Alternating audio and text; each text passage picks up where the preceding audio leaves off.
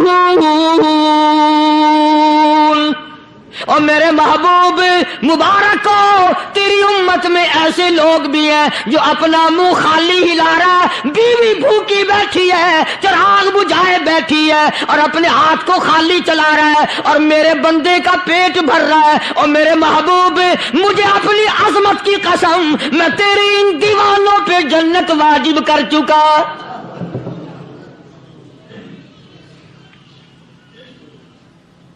اب حضور صلی اللہ علیہ وسلم نے تو ان کو نہیں سکھایا تھا کہ تو جا کے ایسا کرنا، قدرتی مزاج ایسا بنا دیا تھا۔ ایک اور موقع آیا مدینے پاک میں، جنگی قیدی اور جگہ سے اسی طرح سے آئے، ایک صحابی ایک اور آدمی کو، جنگی قیدی کو کافر میں گھر لے گیا۔ بیوی کہنے لگی کہ ایک ہی آدمی کا کھانا ہے بس، انہوں نے کہا اس کو دے دو۔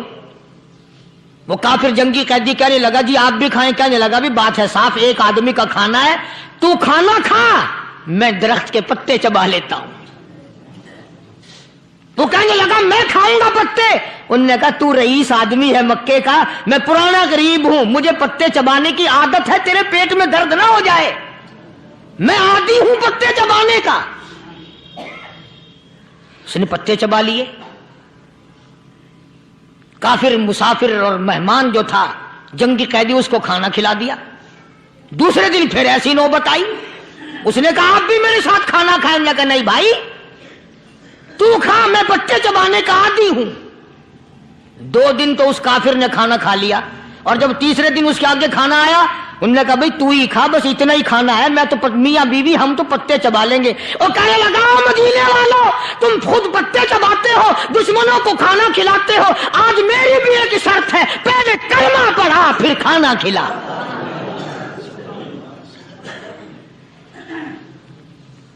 آج میری بھی ایک شرط ہے۔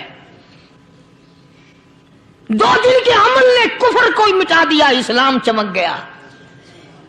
2 دن کے عمل نے، میرا تیرا 60 سال کا عمل ہے، کبھی کسی کافر کو مسلمان بنایا؟ الٹے ہی کام، ہر غلط، ہر معاملہ الٹا ہی ہے۔ ہر آدمی بیزار ہوتا ہے، یار دین تو کچھ نہیں، یار اسلام کچھ نہیں، یارو ایمان کچھ نہیں۔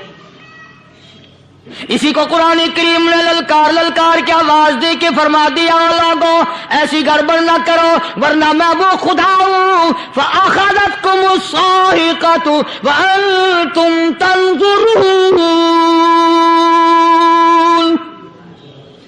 جبریل امین نے ایک چیخ ماری، ساری قوم کے جگر پھٹ گئے،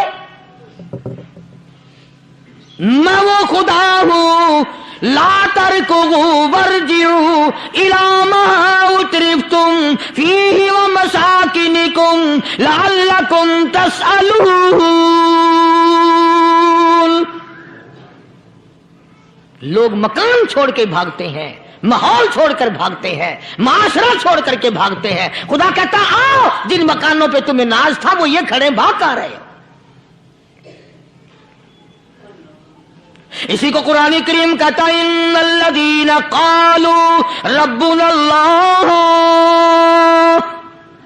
ثم استقاموا، وہ آدمی جس نے لا الہ الا اللہ محمد الرسول اللہ صلی اللہ علیہ وسلم پڑھا، اللہ کی توحید کا اقرار کر لیا، او میرے مالک تیرے سوا میرا کوئی مشکل کشا نہیں، حاجت روا نہیں، میرے دل کے بھید کو جاننے والا نہیں، میری بگڑی بنانے والا کوئی نہیں، اجڑوں کو بسانے والا کوئی نہیں، کھیتی کو آباد کرنے والا کوئی نہیں، ایک دانے سے سینکڑوں دانے بنانے والا تیرے سوا کوئی نہیں۔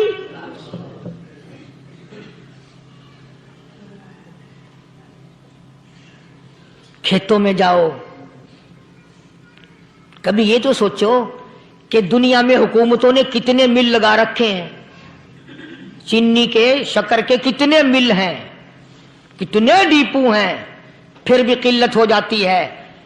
اور یہ اللہ میاں نے کتنا میٹھا کیلے میں، سنترے میں، مالٹے میں، انگور میں، سیب میں، کبھی یہ بھی سنا کہ اللہ میاں کا شوگر مل فلاں علاقے میں لگا ہوا ہے؟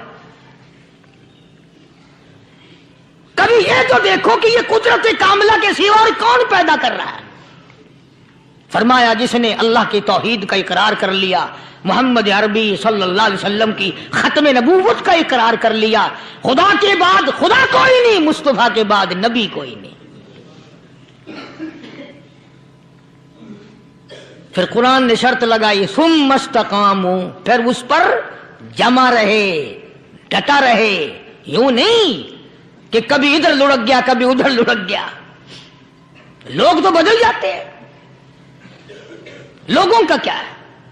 پچھلے سال کی بات ہے، یہیں مغرب کی نماز کے بعد گرمی کے موسم میں یہاں بیٹھا ہوا تھا باہر، آگے شہر کے وہ آدمی، وہ کہنے لگے جی ایک کام آئے ہیں۔ میں نے کہا کیا؟ کہ 25,000 روپے چوری ہو گیا ہمارا، بتاؤ ہمیں۔ میں نے کہا بھی مجھے کیا پتا؟ انہوں نے کہا نہیں سارا شہر کہتا ہے کہ قاری نہیں بتا دیتا ہے۔ میں نے کہا اچھا یہ یوں نہیں جانے کا۔ میں نے کہا پھر آدھے لوں گا۔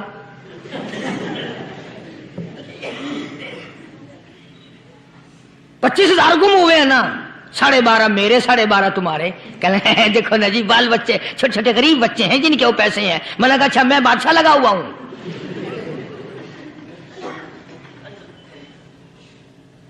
انہوں نے کہا جی سودا مہنگا۔ میں نے کہا پھر کہیں اور چلے جاؤ۔ جتنا میں نے سمجھایا نہیں ماننا کہ اگر ہمیں یوں پتہ چل جائے مولویوں کو ولیوں کو تو پھر یہ لاکھوں کروڑوں پولیس والے رکھنے کی ضرورت ہے بھلا؟ اتنی بڑی فوج کا رکھ کر کیا کریں گے ہم؟ اربوں روپیہ فوج کا خرچہ ہے، 2 ولی، ایک ولی کو اس بارڈر پہ بٹھا دیں گے، ایک ولی کو اس بارڈر پہ بٹھا دیں گے، پھر ہم بڑھانا دیں گے اولیاء کرام رجمت۔ ذہنیت ماری گئی، سمجھ نہیں پاتے، دین کے قریب نہیں آتے لوگ، سمجھتے نہیں۔ فرمایا ثم استقاموا تتنزل علیہم الملائکۃ الا تخافوا ولا تحزنوا وابشروا بالجنہ التی کنتم توعدون۔ قرآن کہتا ہے ادھر ولی کی موت آتی ہے، ایسا آدمی جو اپنے کلمے پہ جمع رہے، شرک و بدعت کی لعنت سے بچے، کفر و نفاق سے بچے۔ ادھر موت آتی ہے، ادھر فرشتے کہتے ہیں گھبرانا، غم نہ کر، بہشت کے دروازے تیرے لیے سارے کھلے ہوئے۔ وَلَكُمْ فِيهَا مَا تَشْتَهِي أَنفُسُكُمْ وَلَكُمْ فِيهَا مَا تَدَّعُونَ۔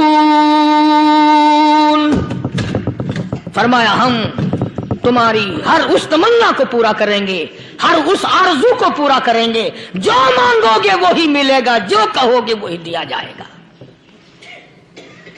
نحن اولیاؤکم فی الحیات الدنیا وفی الآخرہ، ہم دنیا میں بھی تمہارے کارساز ہیں، ہم آخرت میں بھی تمہارے کارساز ہیں، ہم دنیا میں بھی تمہارے دوست ہیں، آخرت میں بھی تمہارے دوست ہیں، اور خدا کے یہاں وہ انعام ملے گا۔ اللہ غنی، رائی کے دانے کے برابر نیکی کی ہوگی، جب پہاڑوں کے برابر ثواب ملے گا تو آدمی حیران ہوگا، یا اللہ تیرے جیسا بینک تو کسی کا بھی نہیں۔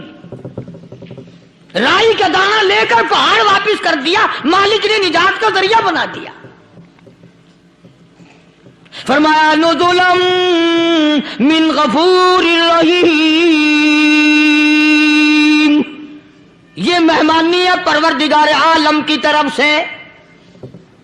قرآن اعلان کر کر کے کہتا وبالاسحار ہم یستغفرون۔ اللہ پاک فرماتے ہیں میرے بندوں کی نشانی یہ ہے کہ وہ آخری رات میں بڑے ویلے سحری کے وقت اٹھ کر استغفار کرتے ہیں، اللہ کے حضور میں معافی مانگتے ہیں، روتے ہیں، عاجزی کرتے ہیں۔ کہتا کہ ایک تڑپ سی دل میں امنگتی ہے، ایک درد جگر میں ہوتا ہے، ایک تڑپ سی دل میں امنگتی ہے، ایک درد جگر میں ہوتا ہے، ہم رات کو رویا کرتے ہیں جب سارا عالم سوتا ہے۔ سب لوگ سوئے ہوئے ہوں، اور اللہ کا دروازہ کھٹکھٹا، اندھیرے میں مالک کائنات کے سامنے جھولی پھیلا، اپنی بگڑی کا سوال کر، اپنی مشکلات اس مالک کے سامنے پیش کر جو سارے جہان کا خالق و مالک ہے۔ عقیدہ بھی بناؤ، اعمال بھی بدلو، مزاج بدلو، طبیعتوں میں انقلاب لاؤ، اور لوگوں ان گھروں کو مسلمانوں والے گھر بناؤ۔ تم برا مان کے جاؤ یا بھلا مان کے جاؤ، میں اپنے عقیدے کی بات کو چھپاتا نہیں۔ جس گھر میں کوئی مرد عورت قرآن کے کھولنے والا نہیں، میں اس گھر کو مسلمان کا گھر نہیں کہتا، وہ چوڑے اور کراڑ اور سکھ کا گھر ہے۔ تمہیں یہ سکھایا کس نے ہے کہ مرنے کے بعد قرآن پڑھا جاتا ہے اور ساری زندگی میں نہیں پڑھا جاتا؟ یہ قرآن مردوں کے لیے تھوڑی آیا، یہ زندوں کے لیے آیا ہے۔ حدیث پاک میں آتا ہے، حضور کریم سب کہہ دو صلی اللہ علیہ وسلم نے فرمایا، عیسیٰ علیہ الصلوۃ والسلام ایک قبرستان سے گزرے، گورستان سے گزرے تو ایک قبر کو دیکھا، وہ نبی ایسا تھا، اس کے معجزات ایسے تھے۔ قبر میں دیکھا تو ایک بڑھیا جل رہی ہے، سڑ رہی ہے، تباہ ہو رہی ہے، رو رہی ہے۔ تو عیسیٰ علیہ الصلوۃ والسلام پناہ کر کے وہاں سے گزر گئے۔ چند دنوں کے بعد جو اسی قبر کے پاس سے گزرے تو عیسیٰ علیہ السلام کو دھیان آیا کہ اس قبر میں ایک بڑھیا بڑی عذاب بھگت رہی تھی، مگر اس دن جو دیکھا وہ تو عیش میں بیٹھی ہے، تخت میں بیٹھی آرام کر رہی ہے۔ سیدنا عیسیٰ علیہ الصلوۃ والسلام نے اللہ پاک سے سوال کر دیا، الہی مرنے کے بعد تو آدمی کوئی نیکی بھی نہیں کر سکتا، اس نے کیا کر لیا جو اس کا سارا نظام بدل گیا؟ آواز آئی، اے عیسیٰ لکھ کے لے جاؤ یہ بات، حضور کا فرمان ہے۔ فرمایا، اے عیسیٰ، اس مائی کے چھوٹے سے پوتے نے استاد کے پاس جا کر کے پڑھا بسم اللہ الرحمن الرحیم، اس ننھے سے منہ سے، چھوٹے سے منہ سے جب یہ لفظ نکلا، اے اللہ تو بڑا مہربان ہے، تو بڑا کریم ہے۔